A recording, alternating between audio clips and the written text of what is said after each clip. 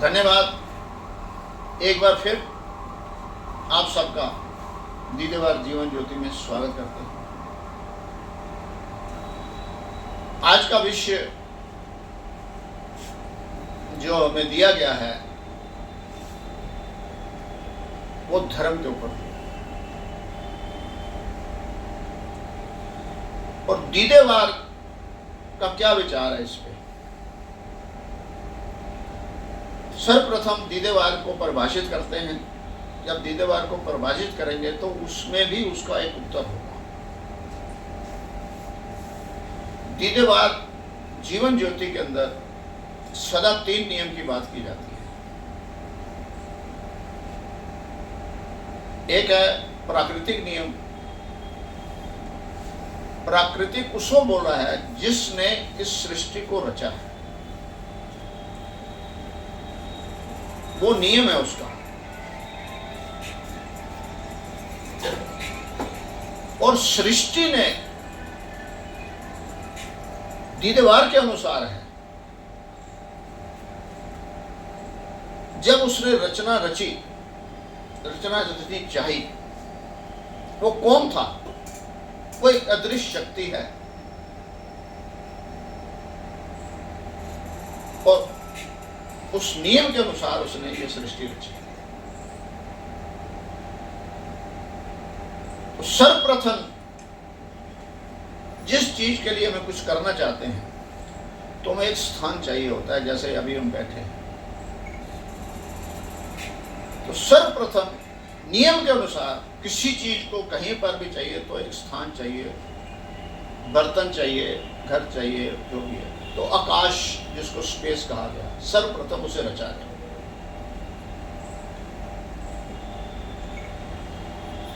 अब आकाश रच दिया गया तो आकाश को कैसे भरना है? तो उसमें अलग अलग प्रकार के ग्रह और नक्षत्र बनाए और सब में कम से कम एक जैसा विचार दिया। सब में एक शक्ति दी कि जिसको जहां रख दिया गया उसमें किसी प्रकार की अपने बदलाव करने की शक्ति नहीं।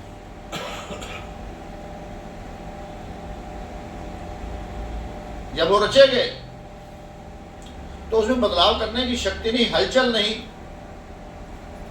तो फिर तीसरा स्टेप लिया गया कि कहीं मूवमेंट तो हो। तो मूवमेंट के लिए विचार आया कि कौन सा ग्रह लिया जाए। तो फिर एक ग्रह ढूंढा गया अनेक ग्रहों में से, तो जिसको हम अर्थ, पृथ्वी, धरती कहते हैं, उसे रचा गया। उसके अंदर ढूंढने के बाद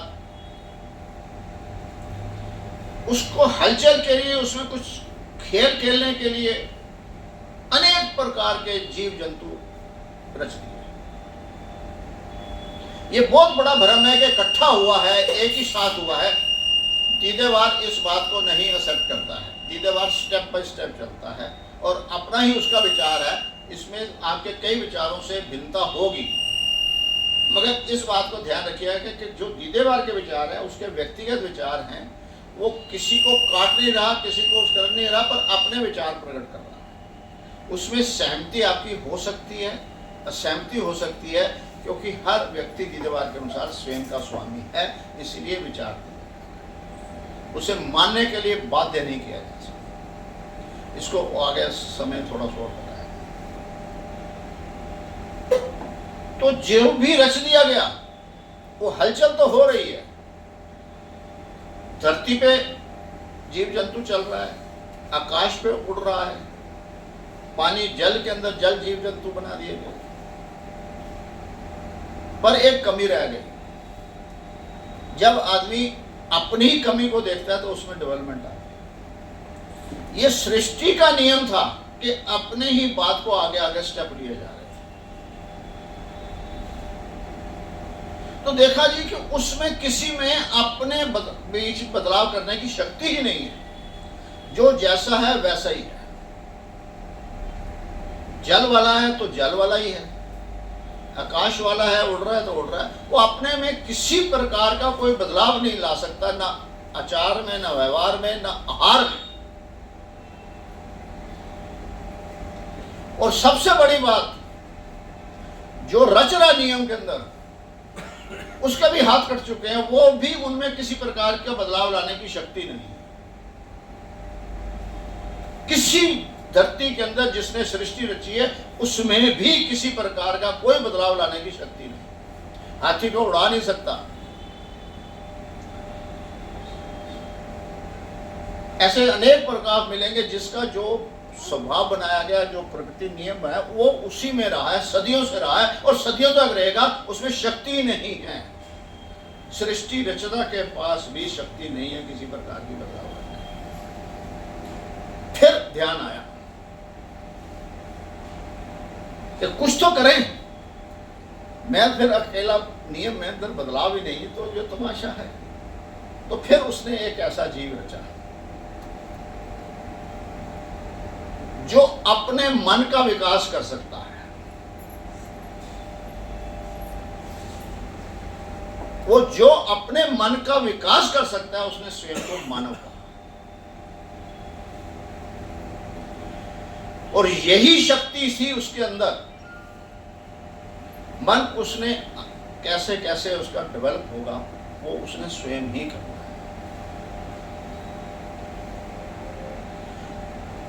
और जब मन डेवलप हो रहा था तो हलचल हो गई, भीतर बहुत हलचल हो गई, क्योंकि उसके अंदर मन विकास करते करते उसमें एक बुद्धि भी दी गई थी। बुद्धि का विकास हो गया और बुद्धि और मन में टकराव होने लगा और खुद घबरा गया, डर गया। ये क्या हो रहा है? बाकी सब वैसे ही वैसे हैं, पर मेरे पीछे हलचल हो गई। वो डर, उसने अपने डर से डर कर अपने मन द्वारा अपना एक इष्ट बना लिया। वो एक शक्ति को उजागर कर दिया और सभी के मन ने अपने अपना इष्ट बना लिया। वो मनुष्य बन गया मन से। किसी एक के मन ने अपना बैसाखी के रूप में इष्ट बनाया, किसी दूसरे ने अपने मन द्वारा एक इष्ट बनाया।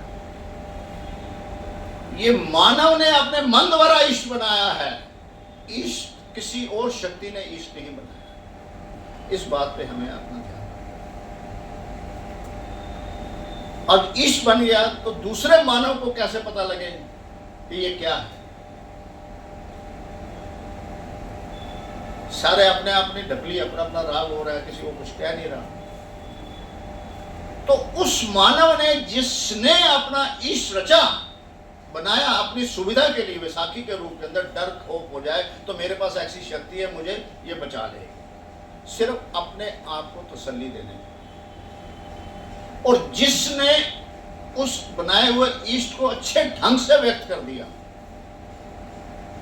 समझा पाया, तो वो व्यक्ति बन गया, वो व्यक्ति कहलाया।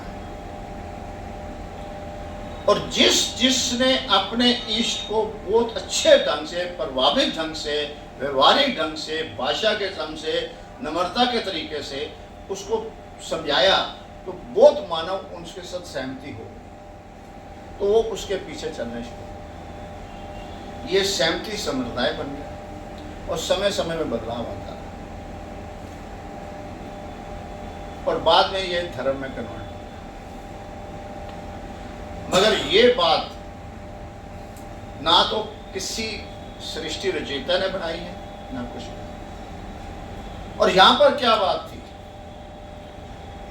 कि उसने जो ये रच दिया था, इसको इतनी शक्ति दे दी कि अब उसके पास शक्ति है ही नहीं। सृष्टि रचने के बाद और मानव को बनाने के बाद उसके पास वो शक्ति विहीन हो गया है। वो किसी प्रकार का कहीं पर भी बदलाव नहीं ला सकता। और सृष्टि मानव के आने के बाद, अस्तित्व के आने के बाद, प्रकृति में या सृष्टि में जो भी बदलाव हो रहा है वो मानव द्वारा हो रहा है। सृष्टि कभी कुछ नहीं कर सकती, कुछ बदलाव हो ही नहीं सकता। वो एक सर्कल में बाता बाता आ रहा है। ऋतु में है तो वैसे आएंगी, चंद्रमा घूम रहा है, सूरज ऐसा है, पानी ऐसा है, आग ऐसी है, किसी प्रकार का बदलाव नहीं। बस इससे पहले जब रचा गया, तो जब जीव रचे गए थे, तो जीव के जीवन के लिए क्या चाहिए था उन्हें? जीव के जीवन के लिए सबसे पहले उस जीव के लिए अगन चाहिए थी, ताप चाहिए था, शक्ति चाहिए थे, ऊर्जा चाहिए थी। इसलिए जो सूरज का ताप है, जो भी जीव धरती के जिस अंग में, जिस प्रांत में, जिस त्रिअवस्था में आएगा, सूरज का ताप उसे वहीं मिलेगा, कहीं उसे जाने की जरूरत नहीं। सृष्टि ने ये पहले रहेगा, ऐसा नियम बना है। फिर उसे जैसे ही जीव लिया, ताप मिला, तो उसे जीवन के लिए श्वास की आवश्यकता थी। श्वास के लिए, लेने के लिए उसे वायु चाहिए थी। तो जो जीव जल में है, थल में है, आकाश में है, चाहे वो मानव है या नहीं है, उसको उसी जगह, उसी स्थान पर वायु मिले, कहीं उसे जाने की जरूरत नहीं। यह तीसरी तत्व हो गया। अब उसके अंदर एक बदलाव है। उसके अंदर, हर जीव के अंदर दो चीजें दी गई उसको चलने के लिए। उसे प्यास दी गई, अंदर से उसे आती है। तो उसके अंदर जब प्यास आएगी, उसे जल भी वही मिलेगा, बरसात के रूप में, समुद्र के रूप में, झरने के रूप में। उसे कहीं भी जाने की जरूरत नहीं है, किसी भी जीव, उसे वही पूरी। और उसके अंदर उसने भूख भी पैदा करी। तो भूख के लिए भी उसे वही आहार मिला, वनस्पति मिली, जैसे हमने मिट्टी का। तो चार जरूरतें जीव के जीवन के लिए थी, जो सृष्टि के नियम अनुसार उसे उसके आगमन से पहले उसे वहां पर प्रोवाइड किया। तो ये बहुत बड़ी भूल है कि ये शरीर से 5 तत्वों का बना है। ये झूठ है, झूठ है, झूठ है। ये हर जीव की 4 जरूरतें जीवन के लिए जो पहले प्रोवाइड करी गई थी। और आकाश जरूरत थी सृष्टि रचयिता के नियम के अनुसार। और 4 आवश्यकताएं जीवन के हर जीव के लिए आवश्यकता है। जैसे ही उसके अंदर जीव वो उससे निकल जाता है, तो उसको शरीर की 4 आवश्यकताएं खत्म हो जाती। वो कहीं विलीन नहीं होता, वहीं का वहीं रहता है। वो जीव निकला और वो शरीर निर्जीव हो गया। उसकी ये 4 आवश्यकताएं खत्म हो गई। अगन, पानी, प्यास, भूख और जल। ये वायु जो उसके चारों के 4 आवश्यकता खत्म हो गई हैं, मगर वो कहीं गया नहीं, वहीं पड़ा है। ये बहुत बड़ा हमें गलत संदेश दिया जा रहा है, जीव चारों में विलीन हो गया। कभी विलीन नहीं हो सकता। और उस शरीर को विलीन होने के लिए इन चारों में से एक चूज करना होगा। कोई और रास्ता ही नहीं है शरीर को विलीन करने का। किसी ने बालक अवस्था थी या बहुत उसको सम्मानजनक दिया गया, उसे जल प्रवाह किया गया, जल के माध्यम से उस शरीर को भेजा गया। किसी को वायु थी तो उसे टांग दिया गया, वायु में, हवा में टांग दो। और किसी ने मिट्टी के अंदर था तो मिट्टी में दे दिया गया उसे। हमने इसका भोजन लिया है। ये 3 चीजें जो थी, जल, वायु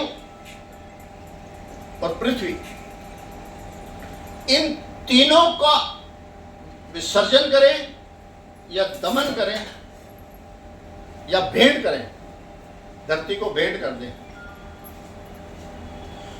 उस शरीर मांस को मांस ही खत्म करेगा, दूसरा कोई रास्ता नहीं। ये शरीर मांस बना है और इसको जल के अंदर भी मांस खत्म करेगा, वायु के अंदर भी मांस खत्म करेगा, धरती के अंदर भी मांस खत्म करेगा। कोई रास्ता है नहीं मगर हमारी भारतीय संस्कृति के अंदर। कुछ ऐसे विचारक आए जिन्होंने मांस खाने के ऊपर अपना अलग तरीके से व्यक्तित्व दिया। तो बहुत बड़ा समूह उनसे प्रभावित हुआ और आज भी है। सो मांस खाने पे परहेज किया। हम मांस खाने से परहेज करें, इसे मांस ना खाए, इसलिए हमने उसे अगन भेंट किया। ये बहुत बड़ा भ्रम है कि दफना देंगे, अगन देंगे, हम ये हो जाएंगे, वो हो जाएंगे। ये प्रकृति नियम है और कोई रास्ता ही नहीं है किसी मानव या किसी जीव को देने के। तो हमने अगन भेंट भारतीय संस्कृति में इसलिए, मगर कोई मांस के लिए जा रहा है, इसमें व्यक्तिगत आपको विचारक है, इसमें कोई पुण्य पाप या ऐसा मतभेद होना नहीं चाहिए। और यही मत भेद जो था, मन का भेद था, जो आज मतभेद है। मेरे मन ने एक इष्ट बनाया, आपके मन ने एक इष्ट बनाया। ये मन भेद जो था वो समय ने आपके मत भेद। और धीरेवाद धर्म को नहीं, धार्मिकता को मानता है। धार्मिकता क्या है? धार्मिकता है प्यास और धर्म है भोजन, भूख। धार्मिकता है जल और धर्म है आहार। पूरी दुनिया के अंदर जितना भी जीव प्राणी है, अगर उसे प्यास लगी है तो उसी प्यास को बुझाने का एक ही हल है प्रकृति द्वारा, वो है जल, पानी, वाटर। कुछ भी दूसरा हो नहीं सकता। इसलिए हमारे विचार जब जल की तरह हमारे होंगे तो हम भाई भाई बन जाएंगे एक दूसरे के साथ। मगर भोजन जो है वो भूख है। भूख के प्रकृति ने इतने व्यंजन बनाए हैं, इसलिए हमारे भोजन में फर्क है, हमारे विचार में फर्क है। तो हमें कौन सा डिसीजन लेना है? इसीलिए दीदवार 3 नियम की बात करता है। पहला नियम प्रकृति का आपको बताया। दूसरा नियम व्यक्तिगत नियम है। सिर्फ और सिर्फ पूरे जितना भी जीव प्राणी है उसमें सिर्फ एक व्यक्ति ही है जो अपना व्यक्तिगत जीवन, अपना व्यक्तिगत नियम बना सकता है और किसी के पास कोई उसमें सुविधा नहीं। और ये व्यक्ति जो अधिकार मिला है उसे अपने मन द्वारा, उसी ने ही जंगल में नहीं रहना चाहा। उसने जंगल से बाहर निकला। वो 4 कदम चला तो थक गया। मुझे दूर जाना है, अंदर से उसे जिज्ञासा थी, ऊर्जा थी, तो उसने पहिया बना लिया। और पहिए खुद ही बनाया है, सृष्टि ने नहीं बनाया। किसमें क्षमता नहीं है, किसी और जीव में क्षमता नहीं है। ये प्रथम विकास उसका मानव का आरंभ हो गया, जो लगातार आज तक चल रहा है। और हम देखते हैं जो सृष्टि का नियम है, जितने मर्जी प्रश्न कर लें, सबके उत्तर अलग अलग हो, क्योंकि नियम मानव ने नहीं बनाया। सृष्टि के नियम का ज्ञान ना होने की वजह से अपने मन द्वारा अपने ज्ञान को विकसित करके हमारे उत्तरों में, आंसर्स में डिफरेंस है, भोजन की तरह। मगर जितना भी मानव ने बनाया है उसमें मानव में मतभेद ही नहीं। उसने साइकिल बनाई है तो एक साइकिल और दूसरे साइकिल को उसने नाम जो है तो उसका तरीका तो वही है, किसी ही मतभेद नहीं। मानव ने जितना भी अपना बनाया है उसमें मानव का मानव से कोई मतभेद नहीं। अर्थात मानव ने अपने को प्यास की तरह बनाया है, या मतभेद खत्म है। और सृष्टि नियम को भूख की तरह लिया जा रहा है, क्योंकि हमें इस बात को अगर समझ जाएंगे तो हमें धर्म और धार्मिकता के अंतर को समझ सकते हैं। इस बात को जितना मर्जी ग्रहण कर लीजिए। जिसने भी रचा है, कोई ईश रचा है, कोई ग्रंथ रचा है, कोई उपनिषद रचा है, कोई सम्मान के रूप में है, कोई ज्ञान के रूप में है, कोई शिक्षा के रूप में दिया जा रहा है, वो सब मानव के द्वारा मानव के लिए रचा गया। क्या किसी उपनिषद किसी और जीव जंतु के लिए है? सिर्फ एक शस्त्र था जो मानव ने रचा गया जीव जंतु से बचने के लिए।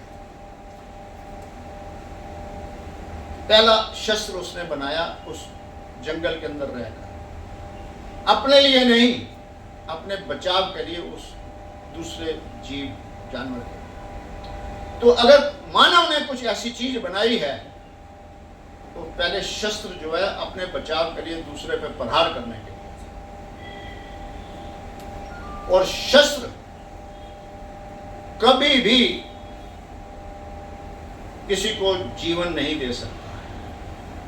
शस्त्र जिसके हाथ में है और जिस पे प्रहार करेगा या उसका जीवन लेगा या स्वयं का जीवन ले सकता है, मगर जीव उसके अंदर प्रति नहीं करता। शस्त्र सिर्फ और सिर्फ जब भी कभी उठाए गए तो समय के लिए, उपयोगिता के लिए प्रहार करता है। मगर शास्त्र जब रचा गया तो शास्त्र मानव ने अपने लिए रचा। ये शास्त्र ही था जो मानव उससे प्रगति कर। मगर यहां बहुत बड़ी भूल हो गई। जिसने शास्त्र रचा, पुरातन समय में मानव ने इतना विकास नहीं किया था। यही कारण था कि उसने शास्त्र रच दिया और उसने वर्बल तौर पर, सामान्य तौर पर जैसे आज बोला जा रहा है कर, तो उसके प्रति आदर सत्कार होता था। और जो जो समूह बन गया वो उस लेवल पे तो नहीं था, पर उसने अपने आप को उस लेवल पे पहुंचने के लिए उसको अंतिम शब्द दे दिया कि जो कहा गया है ये अंतिम है। यहाँ पर फिर मानव भूल कर गया, और फिर ये अंतिम जो है उसी में ही, मेरा शास्त्र का अंतिम मेरा है, आपके शास्त्र का अंतिम आपका है, जबकि कोई अंतिम हो नहीं सकता।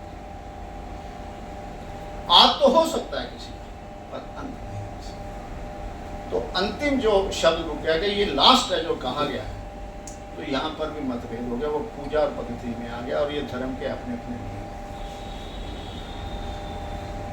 ज्ञान स्कूल में दिया गया, उसको शिक्षा कहा गया। और ज्ञान आया कहां से? किसी ना किसी मानव के जीवन के अपने जीवन का अनुभव था। वो अनुभव उसने शास्त्र के माध्यम से दिया या शिक्षा के माध्यम से दिया। मेरा अनुभव, मेरा मतलब किसी का भी हो सकता है, किसी व्यक्ति का। मेरा अनुभव दूसरे के लिए ज्ञान है। मेरा अनुभव तो मेरा है जिसका मैं स्वामी हूं, पर मैंने अपना अनुभव जब प्रकट किया तो दूसरे के लिए ज्ञान है। वो एक इंफॉर्मेशन है। और ज्ञान कभी भी किसी का स्वार्थ, किसी का लाभ नहीं कर सकता। ज्ञान सिर्फ ज्ञान है, वो किसी को कुछ नहीं कर सकता। वो सिर्फ रिपीटिशन कर सकता है, रट सकता है, बोल सकता है, उसके जीवन में कभी बदलाव नहीं ला सकता। इसलिए हम दुनिया में ऐसे धार्मिक संस्थान से ज्ञान ले रहे हैं। मगर जब उस ज्ञान को विधि द्वारा दिया जाता है तो उसे विद्या कहा। और जहां विधि द्वारा विद्या दी गई उस स्थान को हमने विद्यालय कहा। और जिस विद्यालय में जो दे रहा था ज्ञान, उसने अपने आप को विद्यापक नहीं बोला, अध्यापक बोला है। यानी उसी ने स्वयं को उसी रास्ते अध्ययन करते हुए उस विधि द्वारा आया है, तभी वो अध्यापक बना है। तो इसीलिए हमने चाहे कौन सी भी लिपि हो, सभी को विधि द्वारा दी गई, तो सभी ने लिया। मगर हमारे धर्म स्थानों में ऐसी कोई विधि नहीं, किसी ने अध्ययन नहीं करा, और उन्होंने भ्रमित कर दिया अध्यात्म को किसी और के बारे में बताने में, जबकि अध्यात्म स्वयं के अध्ययन के ऊपर था। दीदेवाद इसी को कहते हैं कि अपने दीदार कर, अपना अध्ययन कर, तो दीदेवाद। तेरे जीवन के अंदर जो कुछ भी हो रहा है,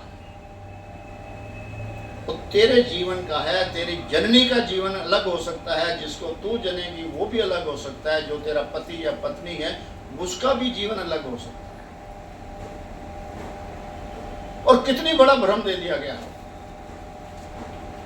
मानव समाज ने एक समाज को बड़े ढंग से चलने के लिए, सुचारू रूप से करने के लिए, जानवर की तरह ना रहे, तो उन्होंने एक परिवार का गठन किया। उस परिवार के अंदर विवाह नाम दिया गया कि एक विशेष विवाह की अनुमति दी गई कि इसमें परिवार गठन किया, और उसे जीवन साथी का नाम दिया गया। जबकि जीवन साथी प्रकृति द्वारा सिर्फ और सिर्फ मेरा शरीर है। पहले श्वास के साथ मेरे साथ चलता है और अंतिम श्वास तक मेरे साथ रहता है। मेरे पूरे जीवन का साथी सिर्फ और सिर्फ मेरा देह और शरीर, बॉडी है। मगर वो एक संस्था के अंदर दो लोगों को बनाना था, तो हम उस संस्था के सहयोगी पात्र हैं। उसमें दायित्व लेना है। महिला का दायित्व अलग है, पुरुष का दायित्व अलग है। आगे जो भी उसमें ज्ञान अर्जित होगा, संतान आएगी, तो उसका सबका दायित्व अलग अलग होगा, और ये प्रक्रिया निरंतर चलती है। तो जीवन, पूरे जीवन का वो सबसे लंबा साथी बाकी साथी से, इसलिए हमने उसे जीवन साथी किया। मगर इस समय हम सब इस पल के आपस में जीवन साथी हैं, क्योंकि विचार, और जहां पर विचार एक हो जाता है, उस समय को जीवन साथ बनता है, उसके अंदर विचारधारा चलती है। और जहां पर विचार भिन्न हो जाता है, वहां प्रस्ताववाद हो जाती, झगड़ा। और पूरी धरती के अंदर किसी मानव का जीवन भर विचार एक जैसा, एक दूसरे का साथ रहे नहीं। इसीलिए एक खिलाड़ी है, दूसरा खिलाड़ी से उसका संबंध और मित्रता होती है, क्योंकि उसकी विचारधारा उससे मिलती है, पर वो कुछ समय के लिए है। वो मित्र हर स्टेप पे नहीं। एक राइटर है, एक ड्राइवर है, एक साइंटिस्ट है, तो उनका एक विचार जब तक एक होता है, तो हम उस समय के वो विचारक एक साथी और भाई भाई बनते हैं।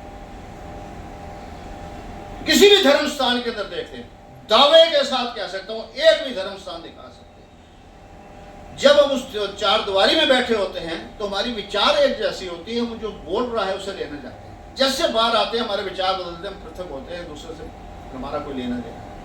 तो याद रखिएगा, अगर हमने हिंदू, मुस्लिम, सिख, ईसाई धर्मों का भाई भाई मानना है, तो विचारों से एक हो जाएंगे, तो हम जीवन के अंदर रहेंगे। अगर हम अपने इस धर्म को, इस बात को मान लेंगे, तो विचारों को सहमति करें। विचारों की सहमति के लिए सब प्रथम दूसरे को कहने का मौका दिया जाए, उसकी सुने, फिर अपनी बात। हो सकता है तेरे और मेरे विचार में मतभेद, मगर हो सकता है विचार करने में तू मेरे विचारों से सहमत हो जाए, या मैं तेरे विचारों से सहमत हो जाए। क्योंकि भारतीय संस्कृति के अंदर जब शास्त्र बनाया गया था, तो उसमें एक परंपरा लगाई गई थी शास्त्रार्थ की, कि दो ज्ञानी लोग आपस में विचार करेंगे, तो दोनों के विचार एक दूसरे होंगे, दोनों लाभान्वित होंगे, और शस्त्र किसी को खत्म कर देता है, एक बचता है या दोनों मर जाते हैं। मगर शास्त्रार्थ के अंदर दोनों ज्ञानी बन जाते हैं, विचारक होते हैं। हमें आपस में एक दूसरे से सहमति, हम घर के अंदर कोई चीज रिपेयर करानी है, तो हम क्या देखते हैं? जात, पात, धर्म, या उस कारीगर की कैपेबिलिटी। हम बाजार से कुछ सौदा लेने जाते हैं, दुकानदार की जात पात देने और सौदे को देखते हैं। तो याद रखिएगा कि हम धर्म को नहीं, धार्मिकता को मानेंगे। पूरे जगत के अंदर किसी भी परिवार में, किसी भी धर्म के साथ वो अपने आप को विचारक देता हो, मगर सास बहू की, दो भाइयों की, बहनों की आपस में लड़ाई या झगड़ा, वो एक जैसा ही होगा, उसका हल भी एक जैसा ही। भोजन में फर्क आ सकता है, मगर हम भोजन के अंदर मन करता करें, तो अपने तीसरा जो नियम है, सामाजिक नियम, हम जिस समाज से हमारा आगमन हो जाता है, तो वो समाज को हमें मानने के लिए बातें होती हैं, अच्छी बात है। तो हम उस समाज के हिसाब से, जब समाज का हिस्सा बने तो उस समाज के हिसाब से समय करें। जब उस समाज की प्रकृति में अलग हो जाए तो फिर व्यक्तिगत नियम में खान पान आपका अपना है, किसी और थोपे वो पे नहीं करेंगे, तो हम आज़ाद रहेंगे, स्वयं का स्वामी बनेंगे। मेरे भीतर मेरे धर्म ये बोल रहा है तो मैं करना तो चाहता हूँ, तो वो बीमार हो जाता है, फिर कई तौर की परेशानियाँ, वो विषय अलग हो जाएगा। तो मैं अपने आप को अपना स्वामी बनूँ। तो 3 नियम जो हैं, प्राकृतिक नियम, मानव का व्यक्तिगत नियम और मानव द्वारा ही बनाया हुआ एक समाज। तो जिस समाज में हम जाते हैं तो उस समय उस समाज का नियम माने, या अपने अंदर उस समाज से उठने की इतनी ऊर्जा पैदा करें कि अपने विचार दे पाए, आपके विचारों से भी आप समाज को सहमत कर पाए। तो ये व्यक्तिगत नियम से ही समाज बना है। समाज को अपने व्यक्तिगत नियमों पे हावी ना होने दें और अपने व्यक्तिगत नियम को समाज पे हावी ना करें, विचारों से दें, विचारक बने दीदेवार इस बात को। इन चीजों को अगर हम देखेंगे तो हम अपनी क्षमता को देखेंगे। बाहर से हमें जो इन्फॉर्मेशन मिलती है, और आज तो मानव की प्रगति इतनी है कि बाल्यावस्था में भी ऐसी मतलब मानसिक रूप से वो तैयार नहीं है, मगर इन्फॉर्मेशन उसे इतनी मिलती है। तो आज के हमारे जो सीनियर लोग हैं उनका दायित्व समाज के प्रति और आने वाली जनरेशन के प्रति कई गुना बढ़ गया है, और हमें उसमें सजग होना चाहिए। दीदेवार इसमें अपना सहयोग दे रहा है और आप सबको भी आह्वान करता है कि अगर आप इन विचारों में सहमत हैं तो आप इससे जुड़ें और किसी भी प्रकार का जो प्रश्न हो बेझिझक कर सके। आनंद आनंद आनंद। बंद कर दो।